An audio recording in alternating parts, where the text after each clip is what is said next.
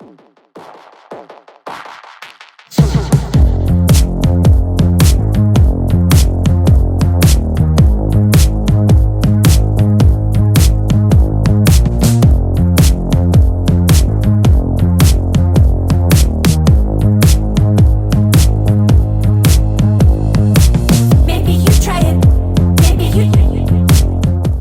up, everyone? So, got Steven with us.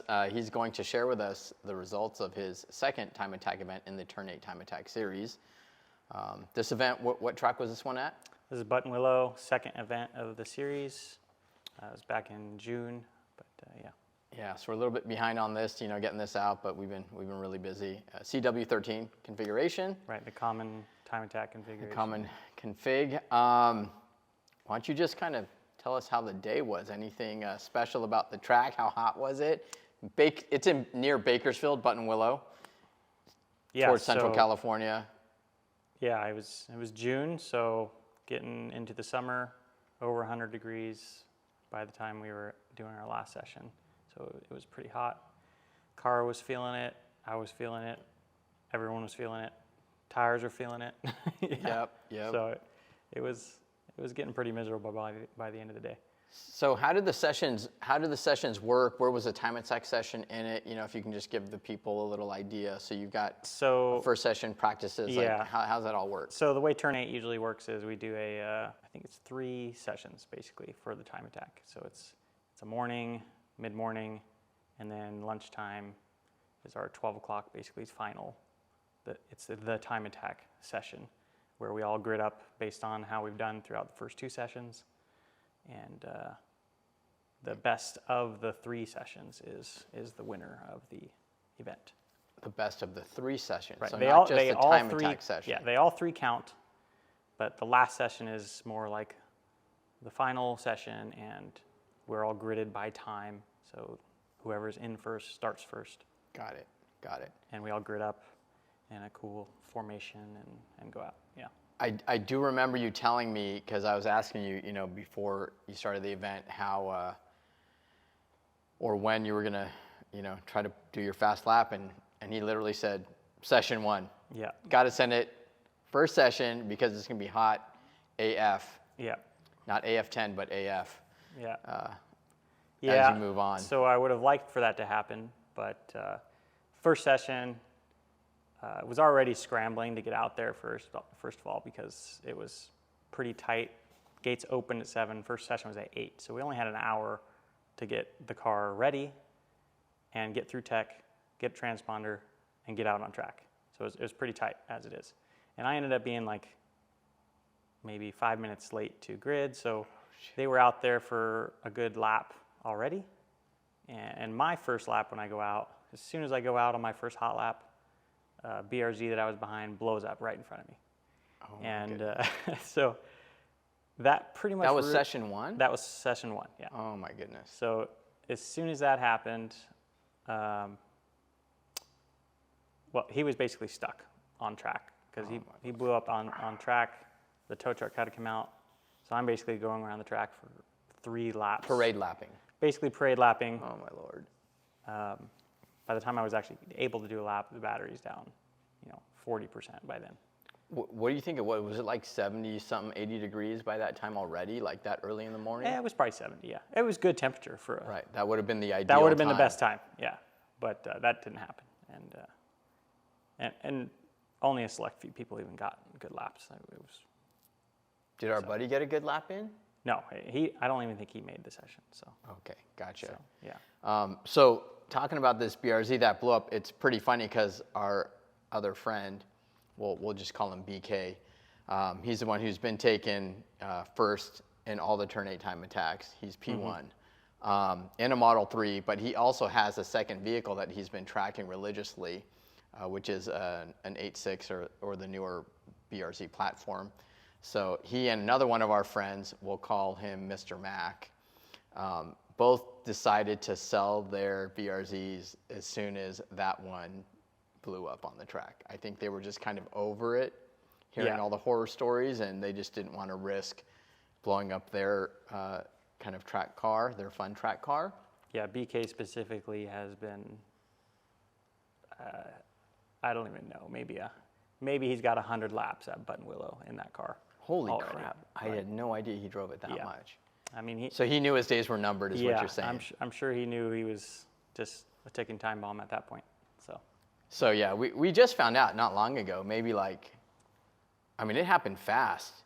They literally, I think, right after that event, like within a few weeks, he and Mac, done. We're done. Yep. And then, BK's got a pretty new, exciting toy now. Mm-hmm. He's gone full on V8 now. American muscle. Yeah. So, anyways, yeah, that was a pretty funny story, an outcome of that BRZ blowing up. But what else? So, session 2, was that kind of your best? Yeah, session 2 was where I got my best lap. Yeah. And do you remember what time of day? It was also not super ideal. I believe I did it on a second lap. I remember that. I'm having a hard time remembering exactly why we weren't able to go out on that first lap. It might have been traffic or something, but you probably couldn't grid really well either because of the first session, and you weren't able to get good. I can't remember exactly what it was, but it was something like that. Okay, so you did second session. That's where you got your PB for that day. The time attack session. Did you go off on the time attack session? Something happened. Oh, that's what it was. I went off on the first lap of the time attack session. Of the time attack. That was a third session. So that was a third session, yeah. I could have maybe beat my PB in the third session, but I went off big time in my first hot lap. I think the tires got a little warmer than I was expecting. So I was going to talk about that. Yeah, pushed a little too hard on cotton corners. I mean, that's after lunch, dude. What was it, like 12, 1 o'clock? It was right about 12, I think, is when the session is, yeah. Okay, so you start pretty early on these hot days at Button Willow because they know the track's going to get real hot. Yeah. But by 12 o'clock, what are you pushing, like 90s, 95? Yeah, it was probably 90, yeah. Okay, so with that said, what'd you rank? What'd you score? So second session was my best, and we got the 54.9. I didn't know that at the time. After the third session, me and BK were talking, and we both thought we actually had the same time because we were just looking at our onboard transponders. Both of us thought we had 54.7s. We're like, oh crap, we don't know who won at this point. Shit. So we were pretty excited to see the results, and so come time for the ceremony, that's when we actually found out. Oh, that was the actual reveal? That was literally at the ceremony? Yeah, when they called podium winners, that was when we found out who won. Man. So it was actually pretty cool. That is cool. But yeah, so I got suspense the whole time? Yeah, I got disappointing news for myself that I got second. So. But hey, man, a 54.9. It was pretty fun still. Yeah. And that was session 2. So it was just before lunch. Yeah. But again, tired car, tired Steven. So back onto this, what size tire were you running? By the way, thanks Falken again for supporting us. Falken. Yeah. You were on the two. Yeah, we were running the 275s. Okay. The 18-inch wheels. On the 18-inch wheels. All right. And you ran that at the SCCA Time Trials event. Right. And then you ran it at this event. So this is basically your second track day on those tires. So not a lot of heat cycles, you were saying. Mm-hmm. But it was definitely hotter at Button Willow than it was at Thunder Hill for the SCCA, where you kicked butt. SCCA was back in April. So right. It was pretty much ideal temperatures for that. And they felt amazing at that event. And they felt great at Button Willow too. That heat. The heat with 200 tread-over tires it's hard. And these tires specifically, which you were saying they heat up quick. They heat up quick, but fall off quick when it gets hot. So so true time attack tire. You just I guess it's a learning curve for you. You're kind of figuring out what the limits of the tire is and what your optimal times are, and you kind of already knew. You're like, dude, I got to send this the first session. Yeah. And it just the stars didn't align. So with that said, your vehicle's health? Oh, Have we discussed that at all yet? So Yeah, the car has 80,000 miles on it now. 40 track days almost, I think. We're getting near 40. And a lot of supercharging. So battery health isn't great. Just looking at the data logs, we can tell that the car is down 40 horsepower, 40, somewhere around that's there. like Yeah. almost 10%. No, it's a good amount. You add it up around the course, and it could be up to a second of time. It just kind of compounds. Yeah. And just keeps compounding. Yeah. So that really sucks. And, you know, with that said, you guys, please, you know, check out our Patreon account. It's Patreon.com/ZevCentric. It's $5 a month. We'll probably have to add something in there for Steven because this dude needs a new car, man. And Tesla, if you're listening, we need a Highland. We need you guys to get involved in motorsports. Sponsor this, man. He's definitely worth it.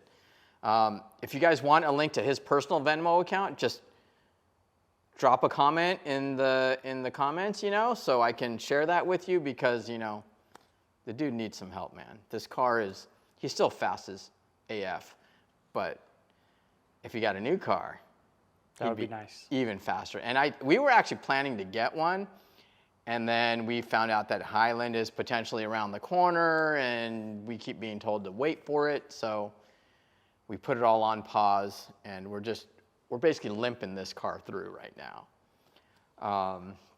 So, you know, I mean, what's next other than a new chassis for you? I mean, is there anything else you're trying to work on with the car? I mean, I know you're still running stock aero. I mean, there's zero aero on the car versus, you know, BK is BK wider is tires. running a little bit wider tire, a 285, and then he's running arrows in the front and the rear, which, you know, it helps, but it's not a big difference, but, you know, it's a comparison.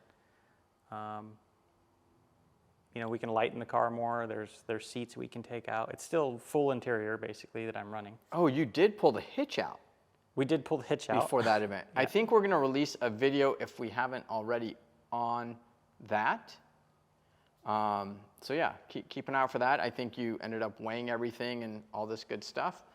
So that'll be interesting. What about the other cool stuff you're making for this car? You know, I know you'd been working on a harness bar and a seat bracket, and is that stuff almost, you know? It's there. It's getting there.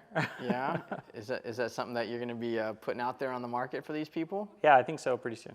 Yeah. Awesome, guys. Keep an eye out for that. 243 Enterprises will be coming out with some new stuff. And guys, don't forget to keep an eye out for one of our future videos, which they did work on at this track event, where Steven goes over track mode.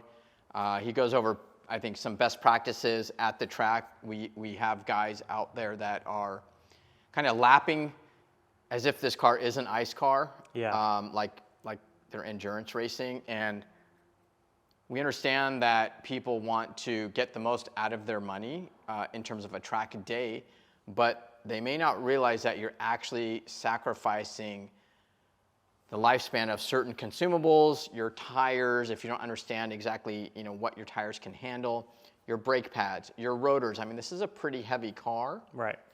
And so I think he'll go over kind of best practices for charging, maybe how to navigate through track mode, how to cool the car down. It's a real balancing act. I think that you and our other buddies really learned in the past few years what to do and what not there's a lot different about these cars rather than an ice car. It's depending on the pace you're pushing these things at, there's more and more to worry about when you're chasing that 1/10 of a second. So.